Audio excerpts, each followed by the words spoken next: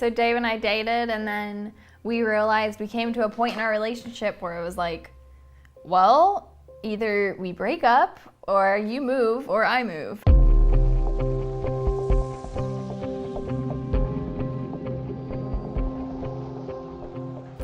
Well, we were living very far apart. I'm living in Nashville. You're living in LA. Yeah. And we're both on tour. I'll just tell it from my perspective. I'm on tour with Remedy Drive. I end up going to this festival in Great Falls, Montana called Downpour, to which I'm very thankful for now. And I just remember just a festival day like any other day. It was on this baseball field. I'm going about my business. We're like loading in and setting up stuff, and I'm setting up the merch table with a bandmate of mine, and I look over and there's this cute girl setting up her merch table across the way. So of course I'd immediately, without hesitation, do all I can to talk to her, which I think at first maybe annoyed her a little bit. Yes, a little bit. Did it annoy you a little bit? Well, it was just like I said earlier, I was kind of in this season of no dating and it wasn't even just no dating, it was like no guys, like just, it was like, I don't want anything to do with the male species, no. But at the time of my life, I really was really hardened to like wanting guys around, and I was just very independent and very focused on what I was doing in my career. And so he was just another guy and started flirting with me Just at the another merch. guy. Flirting with me at the merch table, and I remember he was making fun of me because I was hanging up these hangers, but I didn't have any way to hang them up, so I was trying to like duct tape them to this tarp, and they just kept falling down, and like an hour later he came back and I was still trying to get these stupid things up there. So we had a funny laugh about that. But And then the next time, I mean, this is the situation where we're at this festival. It's the beginning of the day, and you see the same bands all day. Like, the bands that are at that festival are just around each other all day. That's how they work. So we meet early on at the merch place, and I'm like, oh, sweet, I have like a day to get to talk to this girl. So we ended up Remedy Drive played our set, and it was outside, so it was really hot, of course. So in hindsight, this was probably kind of gruesome, but she's like getting ready to go on because they were right after us, and this sweaty guitar player is trying to talk to you while you were needing to get on stage and like sound check or whatever. So we're kind of passing each other as we're playing, and me just trying as hard as I can to get something from you. I remember you had your guitar still on you. Like, he still had his guitar from playing. He walks off the stage with it. I pass him. I pass him, and we kind of, it was weird, kind of awkward, like an acknowledgement, like, oh, hey, yeah. So I go on, and I'm starting to check, my mic and everything, and then he's like, hey, and he, calls me to the back of the stage. So, I'm on the stage, and I'm looking down at him on the ground he still has his guitar. And there's these two other girls, trying to talk to him at the same time, on the ground. They were like, oh, Dave. And he was just I didn't know you were, I don't know. He said something about the set and good luck. It's really hot and, the sound's being a little weird or whatever. And so, yeah, at the time, I was like, what is it? Why is he trying to talk to me while I'm trying to check? But at the same time, I think inside I was like, this is really cute. He's really trying to make an effort to talk to me while I was on stage.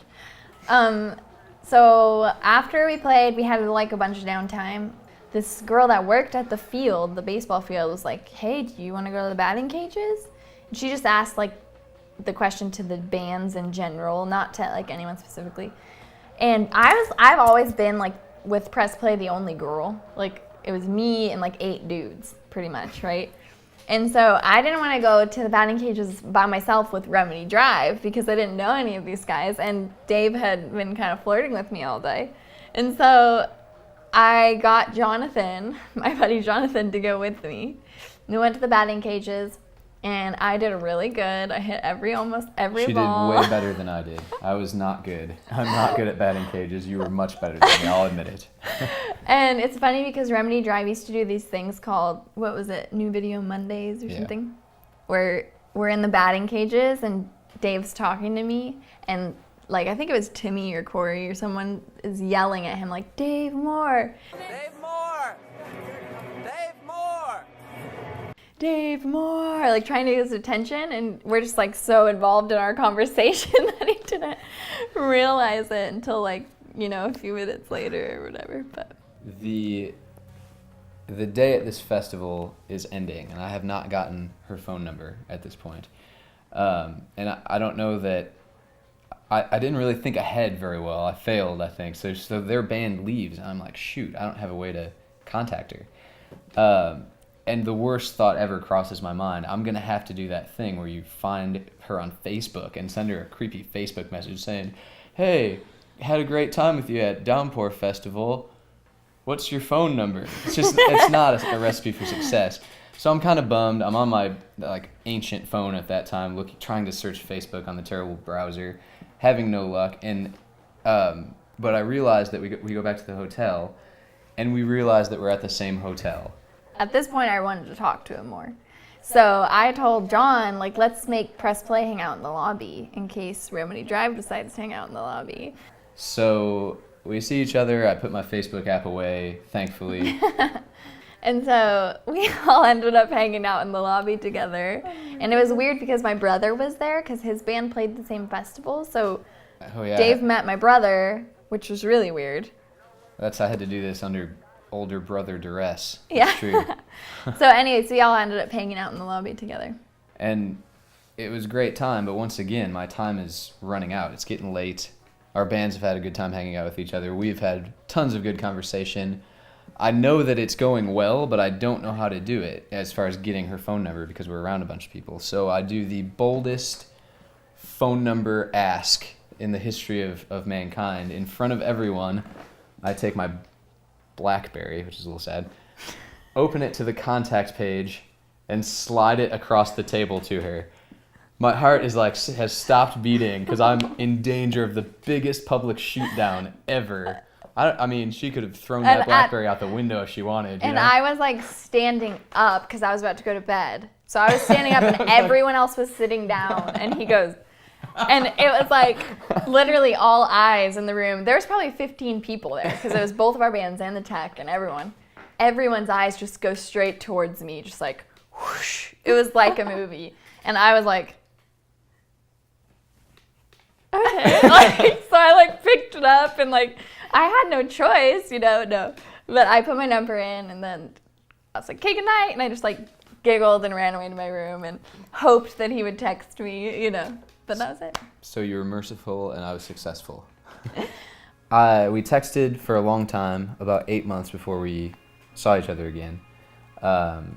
Remedy Drive was touring in the California area. Again, we're super long distance. I'm living in Nashville. She's living in LA. But Remedy Drive was doing a West Coast tour, so you came out to a show. Again, high pressure. The first time we've seen each other in 8 months. But it went really well, and we started talking more seriously at that point. And I had to make a couple week-long trips.